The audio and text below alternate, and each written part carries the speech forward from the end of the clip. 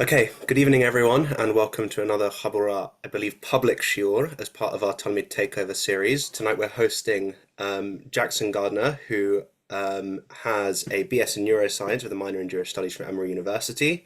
He studied at Yeshivat Darchei Noam in Yerushalayim and now lives in New York with his wife. He attends Einstein Medical School and aims to practice medicine whilst pursuing professional rabbinic studies. His interests include halachic methodologies and the Andalusian tradition. I can also add on a personal note that Jackson is one of our most valued contributors on our Q&A group and regularly helps with some of the more difficult questions that often come up. And so, without further ado, other than obviously to mention that my mind and I'm sure the rest of us are all with our brethren in Eretz Israel right now, Jackson, the floor is yours. Great, thank you so much. Very honored to be back again. This opportunity to give over some more of our beautiful Torah. Thank you also for your kind words with the Q&A. Always happy to discuss things with other members. And yeah, I just want to echo, I'm sure all of us are feeling the current news. And for anyone who's tuning in right now or maybe watching later from Israel, we wish you nothing but safety, and it should be the soldiers in our forces continue to protect us and defeat our enemies. And God willing, we'll see a great success in the future.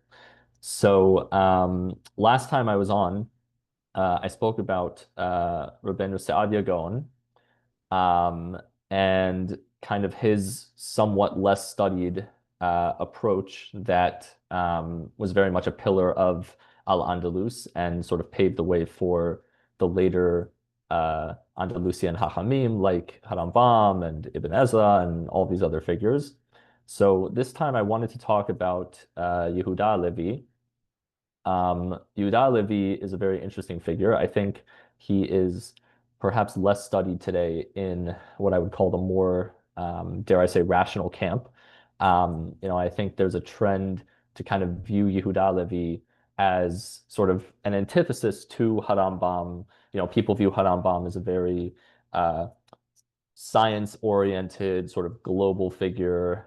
Talks a lot about the greater humanity at times, the equality of everyone. And Yehuda HaLevy is sometimes viewed as sort of the anti-rational. He's less into philosophy and science and these other things. And, this has led to many academics bringing up this sort of dichotomy in their works in the last century or two. Um, Also within, especially, I would say, the Ashkenazi world, we have figures like Rav Hirsch and Shadal, I believe, who sometimes point out in their view that Yehuda HaLevy represents in their eyes sort of a pure Judaism, a traditional Judaism that we should love and appreciate, while Harambam is more influenced in their eyes by Aristotle and Greek methods and foreign things that Judaism doesn't deal with.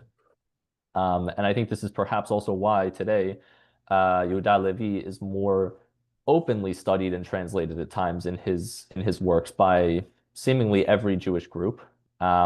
But today I'd really like to anchor him within the context of Andalusia and his peers, Ibn Ezra, Harambam, Saadia Gaon, etc., and give sort of a deeper appreciation. Yehuda HaLevy, just to give a little background, was born around 1075 to 1080 in either Toledo or Tudela, Spain. At the time, it was under Islamic control, but shortly into his life, both places were conquered by Christians. Um, Nevertheless, he traveled to the southern regions of Spain, to the more Andalusia proper, places like Granada, Lucena, Cordova, big centers of learning, philosophy, poetry, Jewish texts, met a number of very important figures and composed various works. He's obviously well known for his beautiful poetry that he wrote, both secular and also more of a religious character, many of which we still to this day recite during things like Yamim Donaim.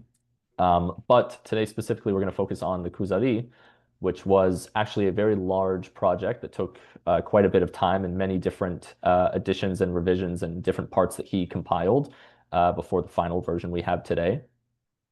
There are many goals that the Kuzari tries to accomplish, and I think generally speaking, people focus on the what we call Kuzari argument, which is a very famous part that essentially talks about how Har Sinai is authentic because the entire Jewish people experienced it together Something in that scale, says Yehuda HaLevy, cannot be forged or mistaken. Interestingly, this is not actually Yehuda HaLevy's view alone. It was also brought by Saadia and many others. It's just that he popularized it, so to speak, in his work. He focused on it a lot. But there's actually quite a lot of stuff in the Kuzari which is totally unrelated to that. In many respects, the Kuzari is a more systematic work. There's even a section at the end of the second Perek, which is exclusively dealing with grammar, nekudot, etc., sort of a mini Dikduk primer. So today we're going to survey other areas which I think perhaps are less focused on and compare him to his contemporaries. So with that, I'm going to share my screen. Okay. I also ask, hopefully we'll have time for questions at the end. So if you have questions, just write them down, put them in the chat, etc. I'd love to address them. If I don't get to something, or if you want the sources later, I won't read everything necessarily. Feel free to reach out and I'd be happy to answer or send anything that you want. I just wanted to start with this topic of negative theology. I'm going to go very quickly on this one because I spoke about it with Saadia, and I think many have spoken about it before in the Habura on Harambam, the idea that we cannot describe God. We do not know how to really positively understand God in any way. And therefore, all of his descriptions and attributes, so to speak, that we find in Mikra are really negating things of him. They're not talking about him in a positive sense. And so this is something which Yehuda HaLevy opens the second Perek with. So he just mentions, right, Uchlalo shel davar ki hamidot mithalkot zulati Hashem hameforash yitbarach leshlosha halakim. There are three sort of types of attributes aside from God's essential name, which is the Yud Kei Vav Kei. Shetena ma'asiot o tefiliot o sholaliot. So the ma'asiot nilchakot mehama'asim habaim mimenu be'emtzayim tiv'ayim kemo morish u'ma'ashir mashpil af meromem. So these are, the attributes talking about his actions that he does via the natural, intermediaries of nature. Sometimes we say that he, makes someone rich, or he lowers or elevates someone, right? Rahum, Hanun, right? These are things that through nature, God is just, these are the actions of nature, so to speak, but we attribute it to God who creates and rules nature. kemo baruch umvorach, mechulal, kadosh, lam, v'nisa. So these are just, sort of, as he calls them, relative attributes, right? Tefel, kind of like a secondary. It's not really about God specifically, right? They are just things that we use to try and relate to him in some sort of way. We talk about him being kadosh as a way to humanly, connect in some sort of way to God, but they're not necessarily, as he says, right? It's not making him more than one, right? It's not ruining his essence, so to speak. There's just human relations. And finally, arguably the most important, which Rambam deals with a lot, is Hashlaliot, right? Saying Hai, Ehad, Rishon, Aharon, right? Supar alav be'ele kedei lishlol mimeno havcham, right? It's just trying to remove the opposite. Lo lekayim lo ele al derech she'anachnu mevinim mehem. It's not trying to, when I say God is Ehad, I'm not saying that God is one in the way that we understand it. Right, I say Ehad lishlol mimenu haribui. I'm saying God is one, so that people know God is not many. Lo likayam lo ha'achdut hamuvenet atzlenu, ki ha'ehad atzlenu ma shenidbeku halakav ze beze v'hitamu. Right, when I think of saying I am one, it really just means I'm made of all these little individual cells, and they come together and make me. So to say that is how God's oneness works, says Yehuda HaLevy, that's not what we mean. When we say ahad, we just mean to negate the ribui, the multiplicity of parts. I'm not going to deal too much on this because I think others have talked about it. I just wanted to start with this sort of more well-known example from this framework, which Yehuda HaLevy also upholds. Moving into the first real topic I want to touch on is natural law. Natural law is sort of the idea that there is a natural, if you will, in nature, something which all humans can understand as being proper or improper. So, it's a very Greco-Roman idea that, everyone knows murder is bad. Everyone knows adultery is bad. Everyone knows I can't steal or rob someone. So those are natural things, right? Our nature makes us obligated to do those things, to uphold or prohibit them. Um, Yehuda HaLevy was not so into this, however. And so I just wanted to point out, so at the start of this whole work, the Kuzari, the Khazar king wants to go around and figure out who is the proper path and which is the proper religion to get close specifically to God. What does God really, quote unquote, desire? And so at this point, he goes to the philosopher, he goes to a Christian. And so in this case, I just point out, right, the Muslim was telling him how wondrous the Quran is, and it's the true religion of the world, and they're spreading it, etc.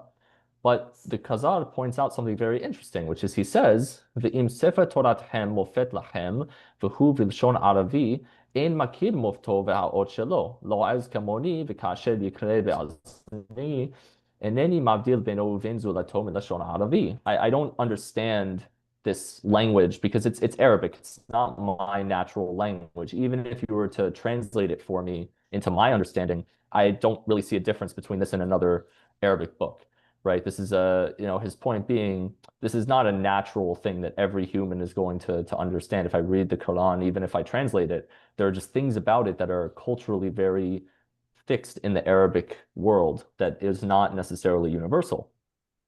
So then he goes to the Jew famously, and he asks him, what's the deal with Judaism? And the Haved says, "Anachnu ma'aminim be'Elohei Avraham, Yitzhak ve'Yaakov, ve'motzi et bnei Israel mitzrayim ve'otot u'v'moftim u'v'masot, v'makalkalim b'midbar, hamnachalim et eretz Canaan, achad asher ha'vira et hayam ve'ayarden b'moftim gedolim, shelach Moshe v'torato." Right? He does all of these things, right? God took us from Egypt, right? He's saying these very personal sort of statements. He's not talking about any sort of general proof of God. And this is really the Khazar's first question. V'halo haya lecha lomar hayodi ki ata ma'amin bevorei ha'olam umastro uminhago manhigo. Shouldn't you have said, I believe in the God who created everything and he runs the world, he orders it? Why do I just start by saying the God of Abraham, Isaac, and Jacob, so to speak? It's a very specific statement. If you want to prove that you're the true religion, you should give a general universal proof that's the whole world. So the Haver says something interesting to him, which is he points out that, if I told you the king of India was a great guy, he did all these amazing things, does that really mean that you're hayav bazeh? Are you hayav in following this king of India? Do you really care if I told you that? And the Khazar says, okay, maybe it's difficult that way. And what Yehuda HaLevy is really pointing out here is he's critiquing subtly the sort of kalam argument, which Saadia also uses, that you prove God's existence and that God creates the whole world. And then you say, okay, logically, if God created the whole world, everyone has to follow God. Everyone has to believe in God. But says the Haver, the representative of Judaism in this work, that doesn't really do anything. I could tell you that God created the whole world, but there's no real thing that personally connects me to that, thing that created the world, just like a king. I don't have any real connection to it, right? And that's why, right, al haderech hazeh hashivoticha asher shi'altani, right? That's why I responded based on what you asked me. Right? V'chen patach Moshe ledaber im faro ka'asher lo Elohei ha'ivrim shalachni elecha. רצונו לומר, אלוהי אברהם, יצחק ויעקב, מפני שהיה אברהם מפורסם אצל האומות, וכי התחבר עליהם דבר האלוהים, והנהיג אותם, ועשה להם נפלאות. Right? He didn't say, אלוהי השמיים והארץ שלחני אליך. Right? He's not talking about, a general proof when Pharaoh is talking to him. He's talking about something which is very personal to the Israelites. I'm answering based on what obligates our specific nation of Israelites. Right? It was based on their personal experience at Har Sinai, that they all experienced the personal revelation of God. Right? And then afterwards, we got the Kabbalah of our nation, the tradition, if you will, the Torah Shebaal Peh. which is similar to sight in his eyes. So his point being, all of this is based on a personal thing. Judaism is not a natural law, universal religion system. It's a system based on just the Jewish nation, based on their personal experiences with this God that runs and creates the whole world. There's no, there's nothing obligating a non-Jew from following halacha. There's no connection to that whatsoever. So I just wanted to point out, Ibn Ezra actually on the pasuk of Anochi Adonai Elohecha Asher Hotzietecha Me'etz Mitzrayim, right? In that pasuk, he actually mentions that Yehuda Levi asked him this very question: why did God say, "I took you from the land of Egypt"? V'lo amar she'asiti shamayim ba'aretz. So we see Yehuda Levi actually asked this to Ibn Ezra originally. The two of them, those of you who don't know, were contemporaries. They traveled together through Spain. They were very close, actually friends. They wrote poetry for one another. And so we see here that Yehuda Levi asked this very question of his friend. And this, says Ibn Ezra, was his response back to Yehuda Levi. ואמר אלוהיך כי אתה חייב בעבור שהוציאתך מבית עבדים להיות לי לעבד שתעבדני. The reason you have to serve me is because I took you out from the house of slavery to be my servant. ותהי לי לעם, ואני אהיה לך לאלוהים. And you'll be, my nation, I will be your God. ומשה פירש זה, right? When the pasuk says, right, your child, your son will ask you, Kitam hashela, lama anu hayivim lasot mitzvot Hashem yoter mikol ha'adam. Why do I need to do this more than anyone else? What's the reason for this? V'halo boreh had lekulanu is, God created everyone. So why am I, the Jew, supposed to do all these things? Everyone should be doing this. No, right? And so Ibn Ezra points out there are three reasons for this, right? Ha'alef avadim haynu lefaro, v'hu asalanu zot hatova hagdola. Right? Im ken anu hayvin lishmod kol ma shetzivanu afilu lo haynu yodim tam b'mitzvotav. So Ibn Ezra says exactly what Yehuda Levi's point is here. It's the personal relationship to God that makes the Jewish people specifically hayav to follow the mitzvot and to have that connection with God. And the Khazar, continues and says, okay, wait a minute. So does that mean that your Torah was just for yourselves? You're not trying to spread it to anyone else? And the Haver says, yeah, okay, that's true. If the law was just binding on us because God creates everyone, then sure, yeah, everyone would have to do this. But that's not the reason, right? The law was given to the Jews because they were taken from Egypt, right? They called out to God. They had a personal relationship with God. No one else is hayav to this. Now, briefly continuing from this, so once we've established this sort of personal connection to the Jews, it's not a quote unquote universal natural religion that everyone has to convert to or spread to, as Yehuda Levi and Ibn Ezra point out. So what about all the laws which are seemingly in accordance with natural law, right? The Torah does say, don't murder, don't steal. Perhaps the Greco-Roman system still applies to that. I don't need, prophecy, revelation, God, I don't need those things to tell me not to kill someone. So says the Haver, yes, okay. Hamasim hamin hagayim v'hahokim hasiklaim hem hayudaim. It's true. I know the rational laws, let's call them, and the ones that are divine, the hukim, as people often call them. Yeah, so maybe for those I would actually need some sort of prophecy. But then he says, ועוד כי אין המנהגים והסקליים הם יודעים שאם נאדם בעצמם לא נדע שיעורם. Right? We might know that these rational laws, quote unquote, exist. We don't necessarily know how they work, the measure of them, right? How far or how little do we have to apply them? כי אנחנו יודעים שההנקה חובה ומוסר הנפש בקנאה ושפלות חובה. We know that, being humble, comforting, right? These types of things are necessary. They're obligatory. וההונאה מגונה, וההפקר עם אנשים מגונה, והביע אל קצת הקרובות מגונה. We know certain types of relationships and promiscuity. We view those as somewhat problematic. וכיבוד האבות חובה. We should honor our fathers and parents, right? הגבלת זה ושיעורו עד שיהיה טוב לכל איננו כי אם לאלוהים יתברך. We don't know how to apply any of those things unless God is specifically telling us this. I don't know how far to take murder or not to murder, right? I don't know the limits of certain promiscuous relationships. Those things I do need some sort of Torah to apply to my nation. And this is exactly what Saadia says in his הנבחר באמונות ובדעות, and he says, וכיוון שאמרתי זה הכלל בשני חלקי המצוות, right? He already split the mitzvot into the rational and the sort of revealed ones.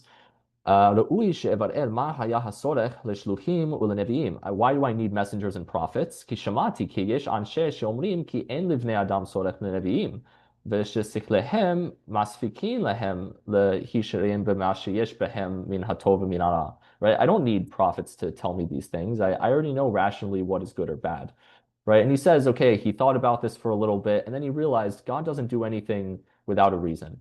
ואחר כך הסתכלתי בעניין ומצאתי צורך הברואים אל השלוחים צורך גדול. There's a great need for people to have prophecy for these things. לא מפני המצוות השמיעות בלבד, not just because of the revealed laws that are, things like milk and meat, להודיע אותם, אך מפני המצוות השכליות, כי המעשים בהם לא ישלם כי אם בשלוחים שיעמידו בני אדם עליהם. I need some sort of revelation even for the rational. Because again, I don't know how to measure them. He goes on to talk about this with murder and other things. How do I apply them? A nice sort of contemporary example of this, I briefly studied a little anthropology in college. And a big thing that they talk about is, it's true, humans are cooperative. Humans do not want to murder each other. Humans do not want to steal from one another. We want to be good. But the catch is that is for the in-group. I have no problem murdering people in my not family sort of social circle. If I view you as an other, of course I can murder you and justify doing bad things to you, right? The human mind is very much limited to where it is and what it views. And so it's not to say that there's a, natural law that every single human in every part of the world is all going to grasp all at once. And in fact, Harambam actually in his Shmona Perakim does not like those who call these rational laws. He views them as, very nice and logical that the human mind can, think about them and naturally conceive of them, for example. But he doesn't think that they should be called rational because these are not things necessarily that, can be just understood without any sort of Torah revelation from God, that just every single person can figure exactly how to do these things in the perfect way possible, and human society will be totally fine with nothing else. None of these figures seem to view it this way. Moving to the next topic, Avodah Zarah. So the Kuzari points out something very important, and it repeats this throughout the work. The Haved says repeatedly, and here he's just saying once again, "Hello, hi kadmati lecha bidvarai." Did I not already tell you this? Ki hahit hamkamut v'asvara v'torah enenu mevi el rason Elohim. My sort of own reasoning and thinking does not have anything to do with getting me to what God wants of me. V'im lo hamashnim ve'anshe hakadmut ve'vale harukniot ve'hanigzarim ve'herim ve'sorfe ve'nehem ba'esh, all of these different groups, the dualists and the spiritualists and the eternalists and people who are burning their children, all of these people mishtadlim lehitkarev el ha'elohim. וכבר אמרנו שאין מתקרבים אל האלוהים כי אם במצוות האלוהים עצמם בעבור שהוא יודע שיעורים ומשקלם וזמנים ומקומותם ומה שהוא תלוי באלה הקבלות. Right? I have no way of knowing how to quote unquote get close to God except through what God specifically tells me. Otherwise, all of these people who are trying to get close to God, I could say, well, they're just doing what they think is right. They're just doing their own sort of idea, right? In the Kuzari repeats this with the Arabic term ichihad, personal fervor, right? Personal fervor and a person's own idea of how to get to God has absolutely nothing to do with it. I've already spoken with negative theology, and the Kuzari goes into this, right? I can't understand God. I can't describe God. I can't really know God's essence. So how am I, as a human mind, supposed to say I know what God wants of me and I can do exactly what God wants of me and I figured it out? I can't.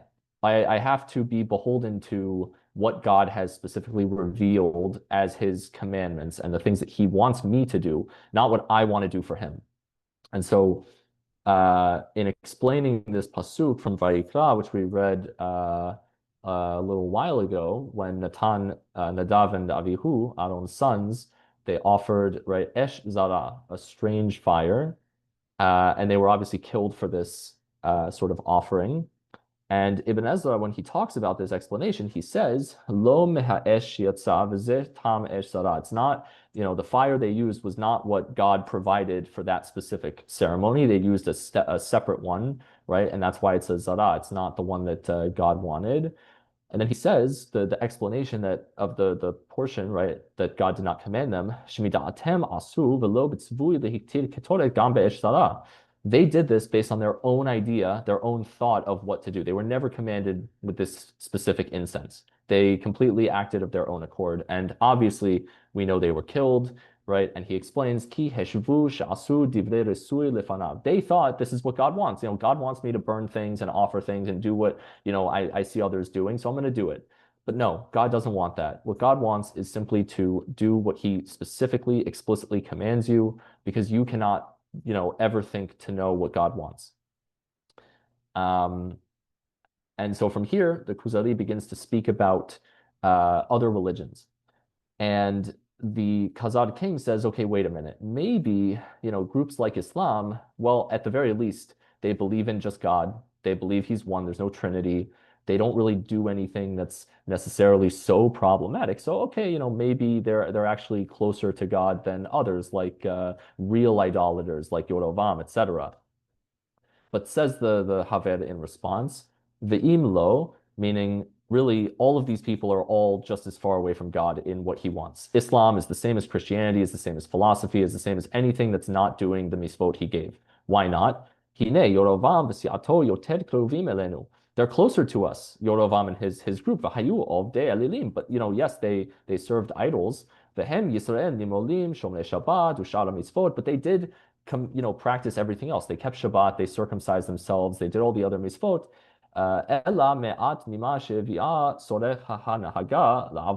They just did certain things that the government of Yoravam changed in order to keep a separate kingdom, which is obviously a problem. But regardless, most of what they did was identical to what halacha, let's say, would suggest. They agreed the God of Israel is the God who took us from Egypt. Just like the people who made the calf in the desert, they said, this is God. He took us from Egypt.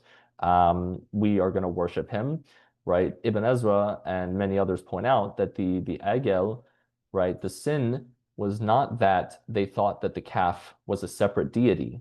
What they thought was that this deity could be worshipped through the calf. It was as an intermediary. And so the Kuzari's point here is that Yoravam and his people kept the halachot, but they also instituted these other statues, right, in certain places, right? They built in Dan, for example, a calf, just like in the desert. And they still said, this is, the God of Israel. We're still worshiping the God of Israel. We're still committing to the halacha. But we're building all these statues and we're doing all these other things. And that is avodah zarah, because yes, you're worshiping God, but you're not doing it in the way that he commanded. God never commanded you to make these objects. God never commanded you to build these types of monuments and statues.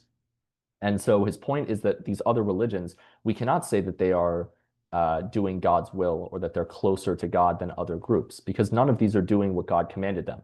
Now, I will point out, just for as an aside, there's a difference between closeness to God and the sort of approval or disapproval of these groups. Meaning to say, in other places, Yehuda HaLevy in the Kuzari is quite praising of Islam, Christianity, and even philosophy. He points out that these groups are doing certain things correctly. They are providing certain foundational principles for the world to think about that are related to Judaism. They're preparing the world to some extent. Rambam says similarly as well.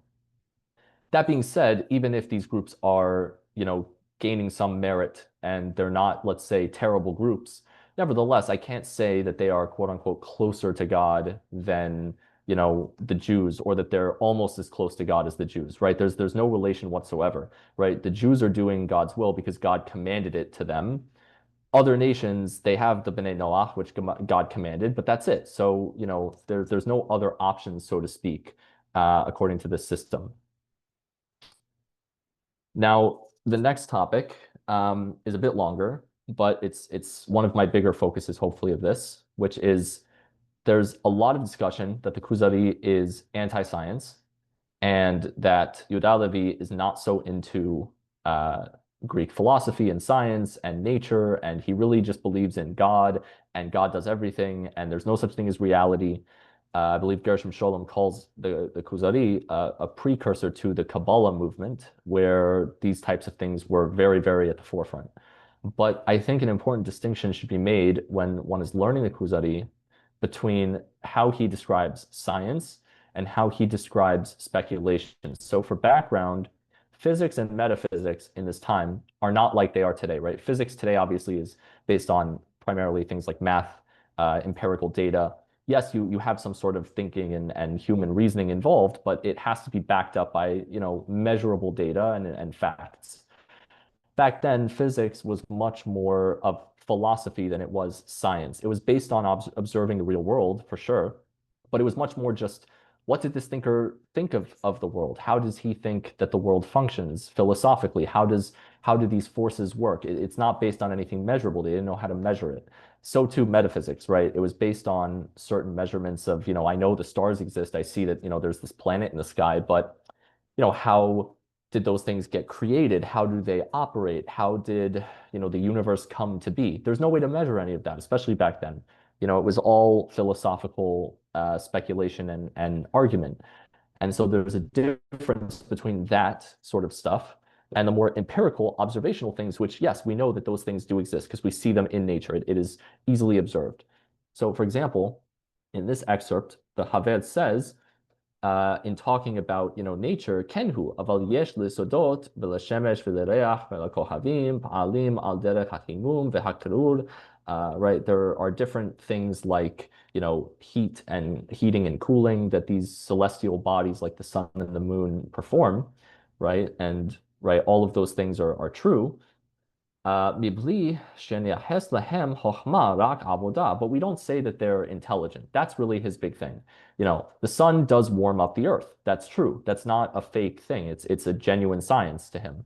But I can't say that that means the sun is some, wise sort of sentient being that does this. It's just what it does. That's its function, right? Aval hatziur v'hashiur v'hazara v'chol asher bo chokhmah lehavana, but all the things which perhaps are actually indicative of some sort of wisdom and intention, the way that they were created, right? The proper measurement of these objects, etc. Lo yitayes ki im lahacham hayohal hamasha'el, right?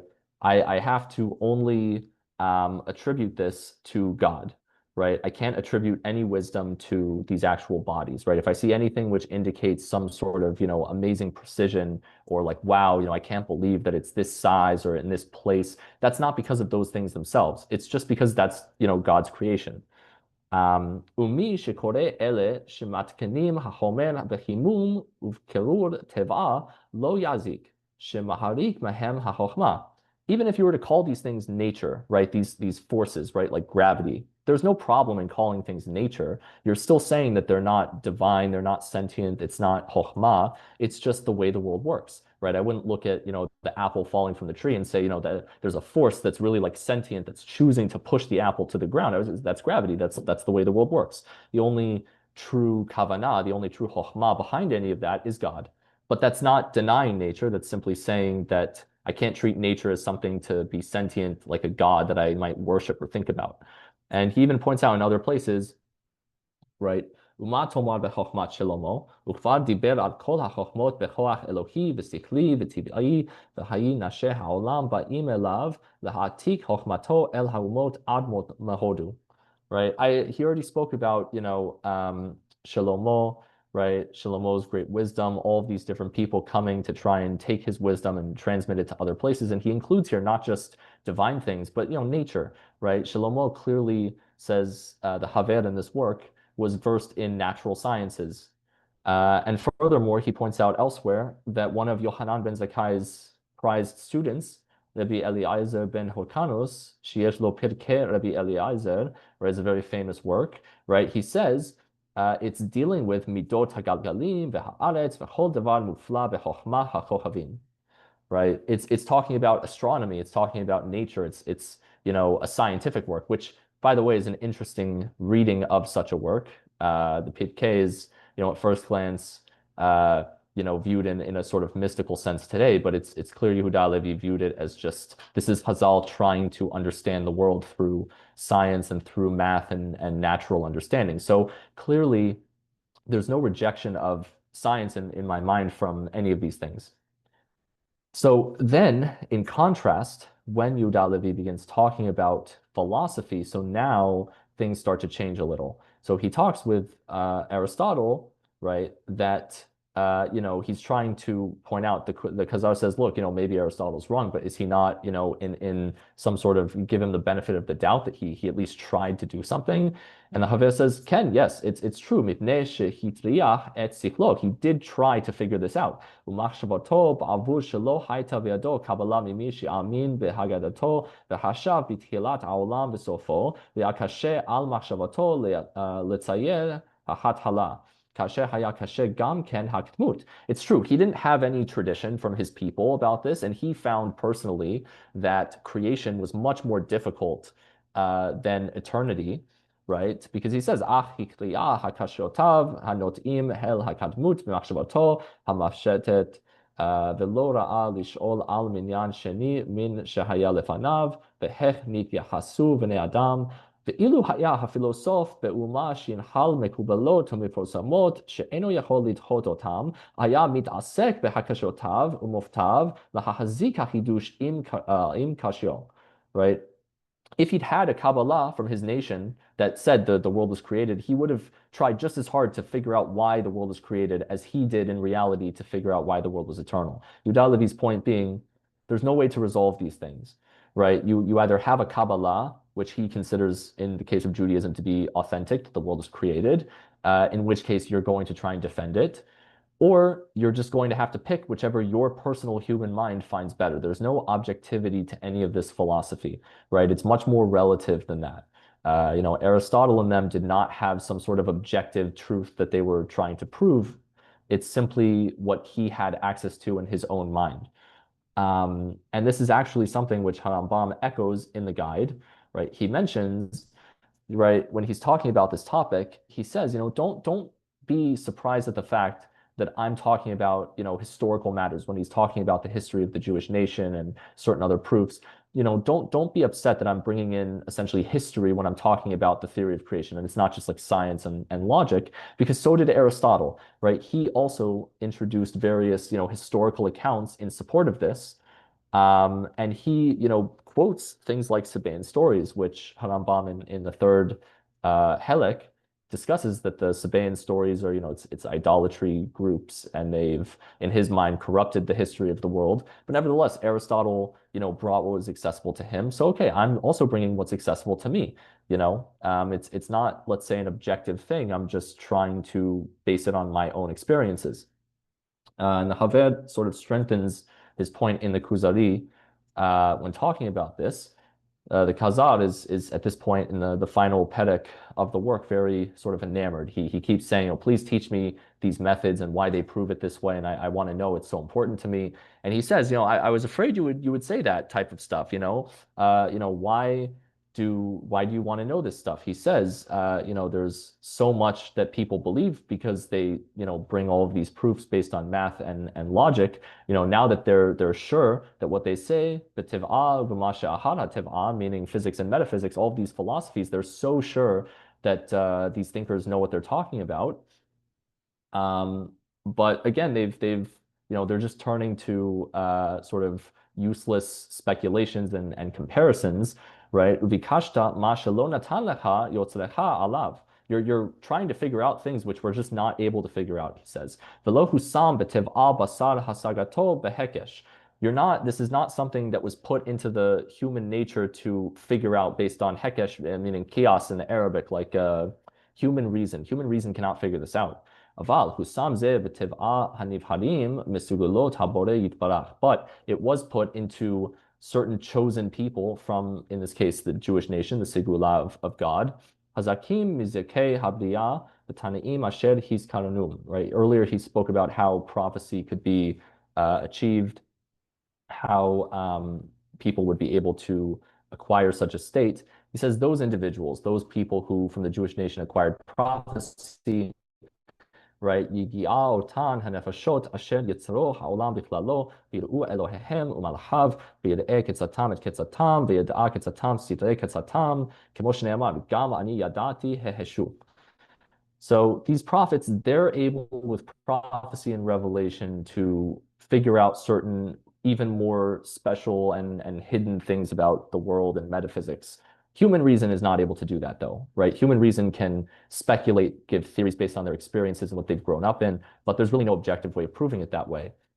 ואנחנו, the rest of us, so to speak, לא נדע איך זהו ומה זה, אם לא שיביאנו מדרך הנבואה. The only way we know about it is through the nevuah that they brought to us, the various visions and prophecies and imagery that they've described, the Torah that Moshe gave us. That's the only way he says we are able to know this. However, he does point out here, emet sheyesh lahem yitlon bechokhma ha'enoshit. It's true. The philosophers were the pinnacle of human intelligence. Yehuda HaLevy does not think that the philosophers were terrible people or foolish. He gives them quite a bit of merit. He says they are, in fact, the highest point of human wisdom, which is how Harambam describes Aristotle. And he quotes Socrates, Ani lo echpor hachmatchem ha'elohit, aval ani omer lo edah. Right? I'm not spurning that you guys have godly wisdom through revelation. I just don't know it. Right? Amnam ani hacham bechokhmat ha'enoshit. I just know human wisdom. So his point being, Socrates, these philosophers, they didn't spurn religion. They just felt that that was not something they found acceptable to them, their own experiences. They tried to do it through human reason. And yes, they achieved the highest point that they could. But, beyond that, speculation about how the world metaphysically operates and the stars and the creation of the planets, there's no way of knowing any of that stuff, says Yehuda HaLevy, except for, revelation of Nevuah. Obviously, today, some of this has changed given our ability with space technology, but certainly back then it was virtually impossible. I just want to point out also in this that he mentions udvarim hem b'sipuk lamata sefer Yisirah.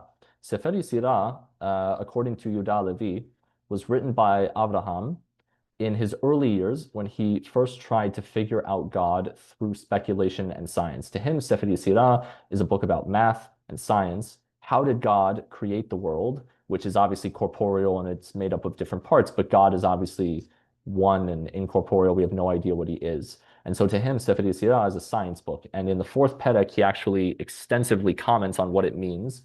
His commentary is quite similar to Saadia's commentary on it as well. They did not view it as a Kabbalistic thing. The Sefirot, sort of metaphysics, they didn't really view it that way. And even to Yehuda HaLevy specifically, Sefer Yisirah is not really, in his opinion, such a great work. It's speculative. It doesn't really have any proofs. So he didn't necessarily view it as such a big deal.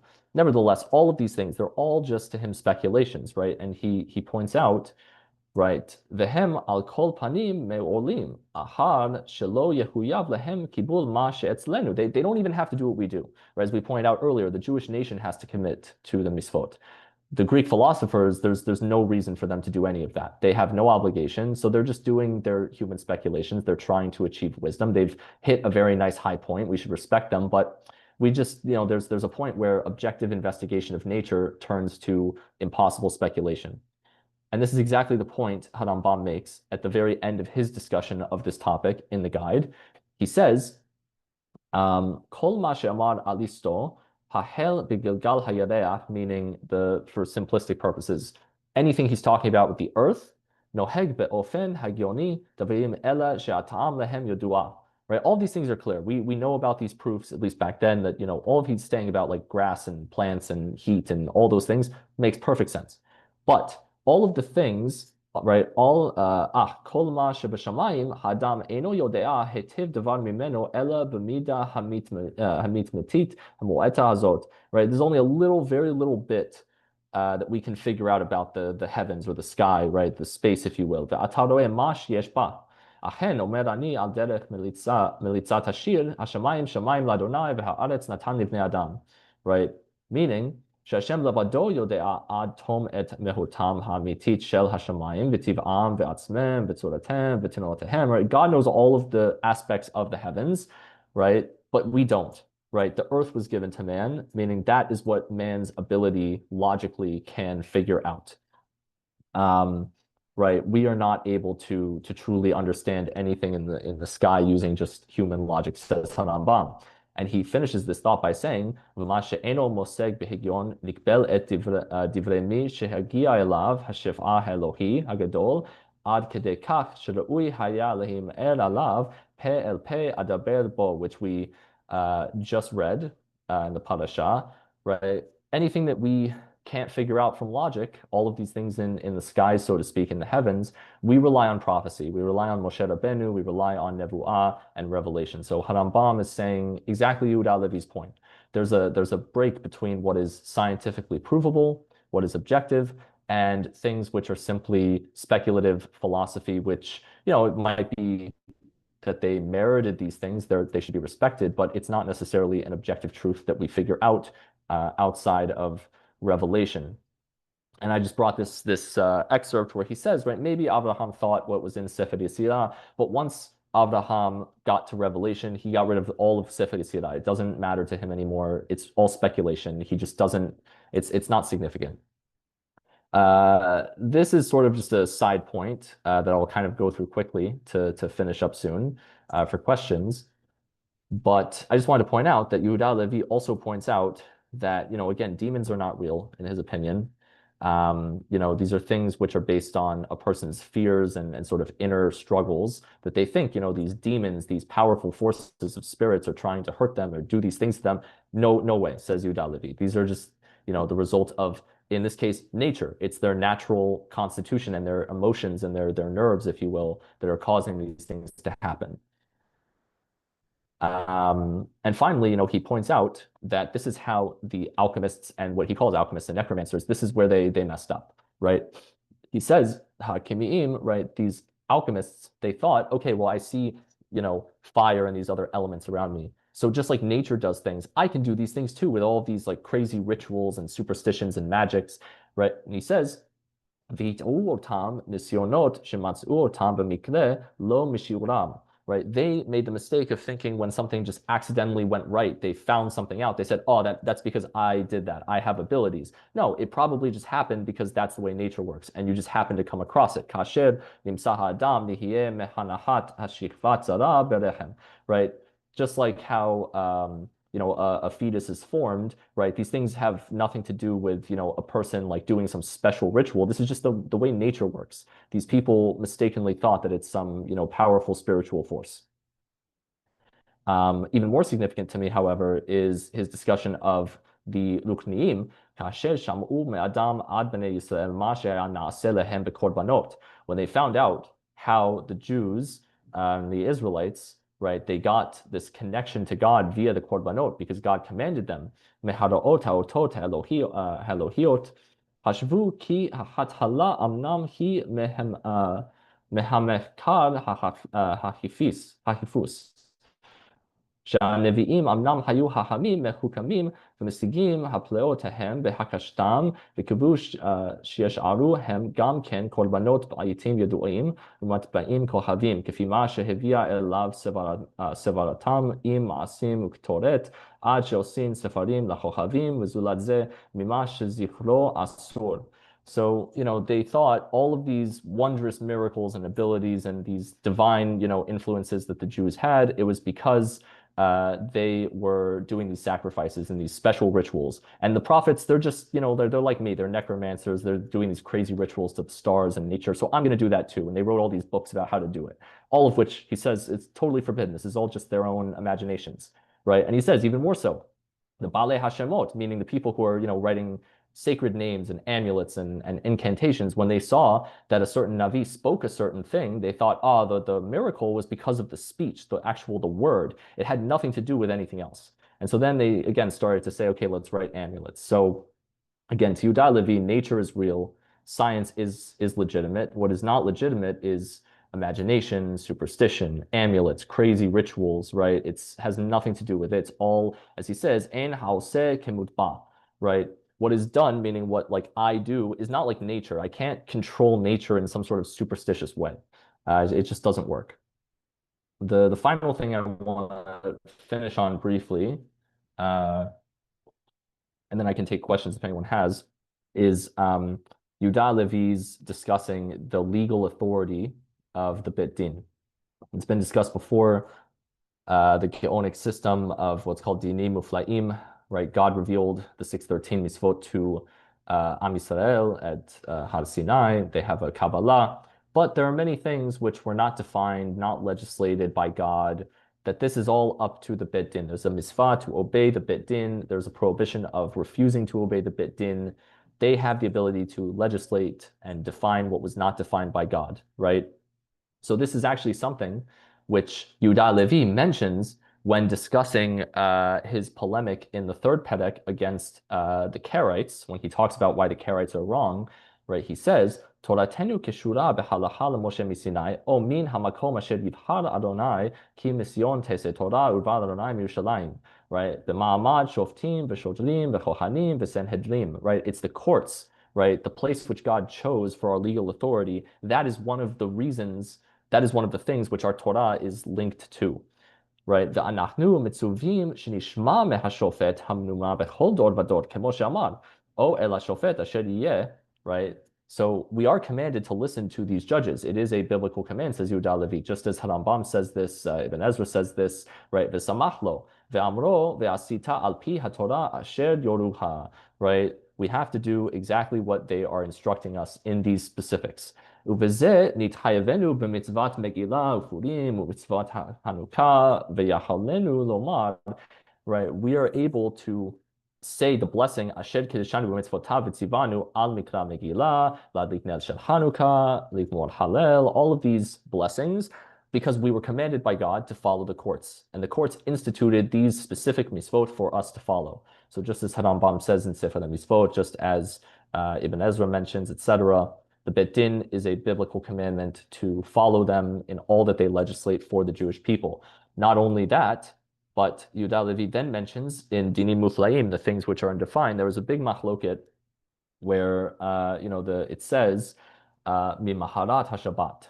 The Karaites, similar to the Sadducees of centuries prior, said this means Dafka Shabbat. It doesn't mean the second day of Pesach as we do rabbinically today. This was a big argument, and many back and forth discussions were given and polemics. Yehuda Levi's answer is very interesting, and it's very much based on this idea of Dinim Muflaim, that the Beit Din has the ability to define what was perhaps not defined at Sinai. So he says, Ve'emor, meaning perhaps this is our response to the Karaites who argue about this. Shelo nahalok im hakariim b'ma shehem toanim alenu min hamuvan memilat mimaharat hashabat v'ad mimaharat hashabat shehu miyom rishon. Let's actually not argue with the Karaites. They're completely correct. This does mean from the first day, meaning from the literal first Shabbat. ואחר כן נאמר שאחד מן הכהנים או השופטים או המלכים הרצויים עם דעת הסנהדרין וכל החכמים ראה כי הכוונה מן המספר ההוא לשום 50 יום בין בחורי קציר שעורים ובחורי קציר חיטים ושמירת 7 שבועות שהם 7 שבתות תמימות ונתן לנו דמיון בתחילת יום מהשבועה. So perhaps this did literally mean as the Karaites claimed. But at some point, someone from this court, supported by the others of the court legislatively, said that the kavanah is simply to give us the days connected between the harvests. And therefore, the phrase, Hahel hermesh munach alenu, right? The phrase, the beginning of the harvest, right? It was left to us, so to speak. בכל עת שנראה שהוא ראוי, נתחיל בו ונספור ממנו, וקבעו אותו שיהיה יום שני של פסח. ולא יהיה בזה סתירה לתורה, והתחייבנו לקבלו לתורה מפני שהוא מן המקום אשר יבחר אדוני עם התנאים הנזכרים. So at some point, the Beit Din perhaps just decided the intention of this verse, which was not defined, it's a din mufla, we are defining it to mean second day of Pesach. And this doesn't contradict anything. We have to follow what they legislate and define that was not given to the whole Jewish nation. That was Yehuda Levi's explanation. I'm not fully sure about this with Ibn Ezra, but he does seem at times to hint this exact explanation as well in his discussion, which would not surprise me given they were very close in their discussions and their thoughts. I will just end here that the Haver, when he's talking about Derash, the Khazar mentions, the Derashot are often not in line with the Peshat. The classic question, what do I do about this? And so says the Haver, perhaps נאמר אחד משני דברים. יכול שהיה להם סודות נעלמות ממנו ודרך פירוש התורה היו אצלם בקבלה בהנהגת 13 מידות, או שיהיה הבאתם לפסוקים על דרך אסמכתה, שהם שמים אותה כסימן לקבלתם. So perhaps I could say one of two explanations. One is they have certain general foundations which we don't really know about in how they explain the Torah.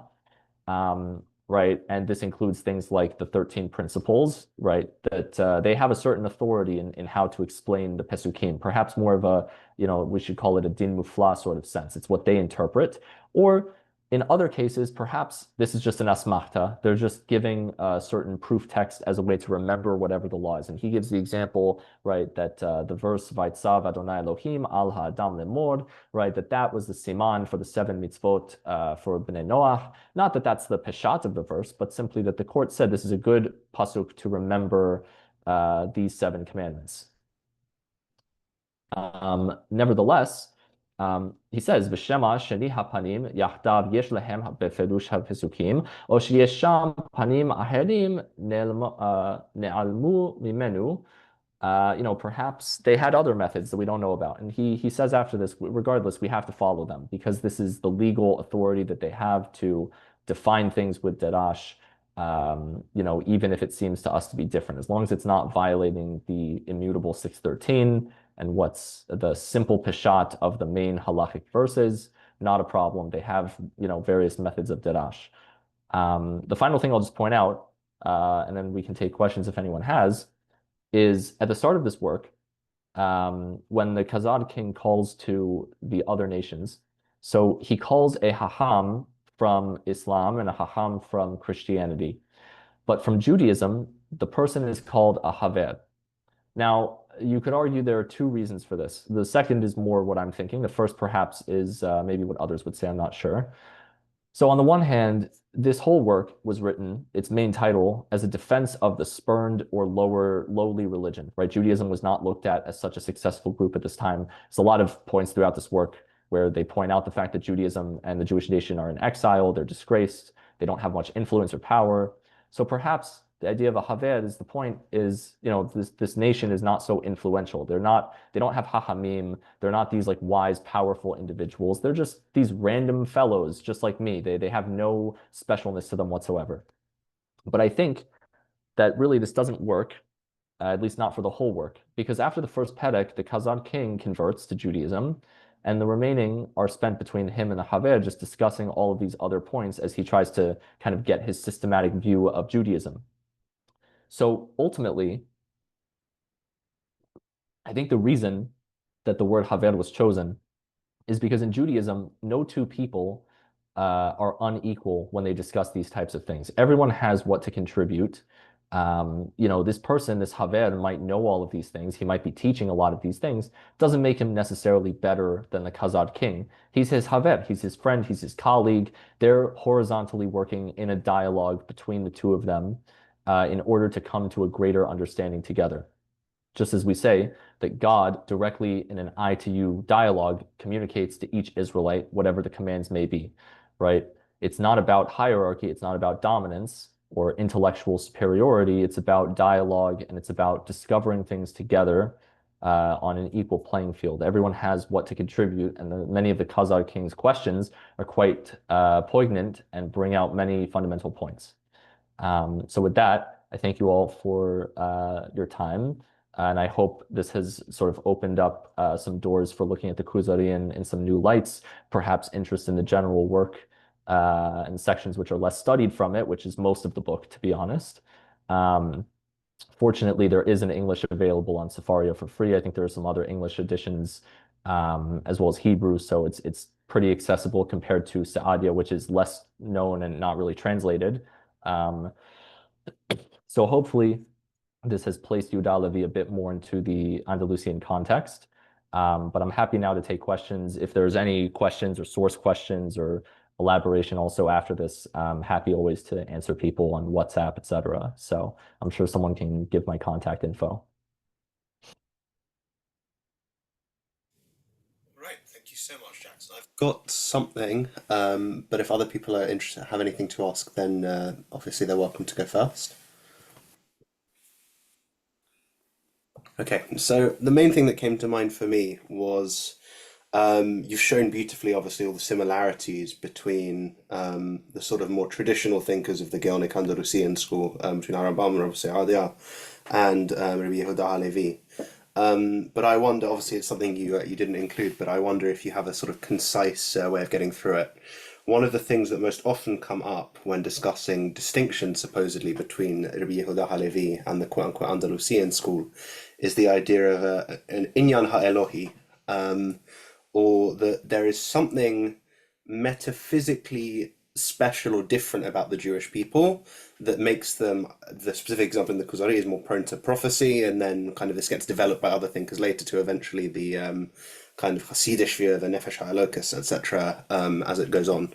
But I wonder if, perhaps based on the additional Arabic, etc., if you have a concise explanation of where this idea has gone wrong over time.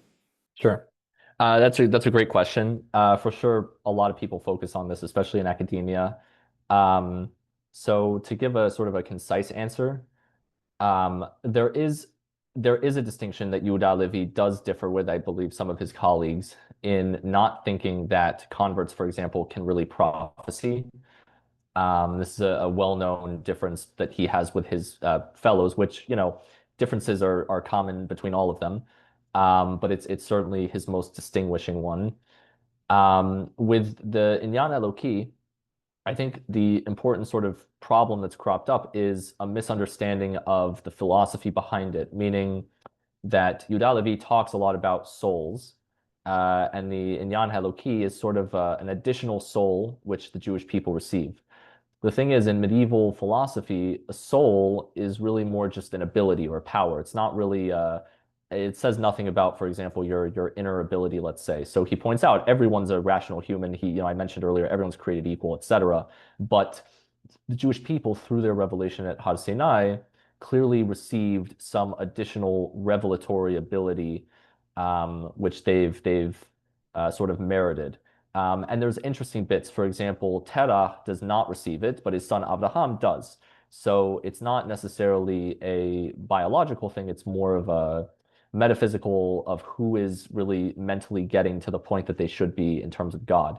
And in a way, Harambam sort of hints to this in the guide at different places. He talks about, the imagination and sort of the mental corruption that occurred in viewing the world and God over time with Hilchot Avodah Zarah, his introduction of the nations. Um, and how the Jewish people, the poison of the snake, so to speak, was removed at Har Sinai to the entire nation.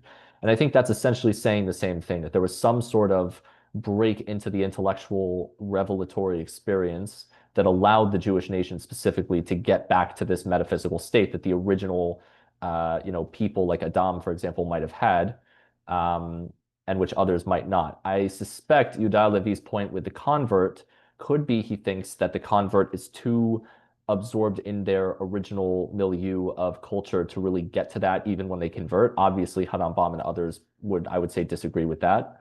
Um, I think that's essentially how I would explain it. It's clear that later Kabbalah and Hasidic thought took this in a more literal sense of souls, meaning essence, meaning that the person is fundamentally different.